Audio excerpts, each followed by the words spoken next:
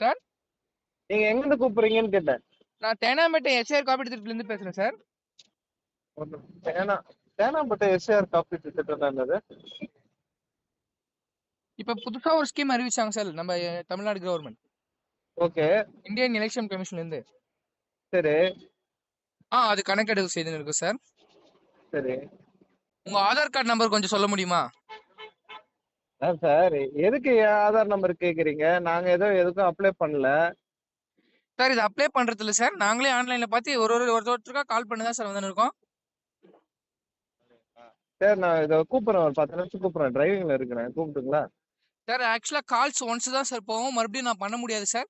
உங்க ஆதார் கார்டு நம்பரும் உங்க பேங்க் புக் நம்பரும் கொஞ்சம் சொல்ல முடியுமா? இல்ல, இப்ப எதுவும் என் கையில இல்ல சார். சார் திருப்பி நாங்க கால் பண்ண முடியாது சார். சரி, நானே கூப்பிடுறேன் சார்.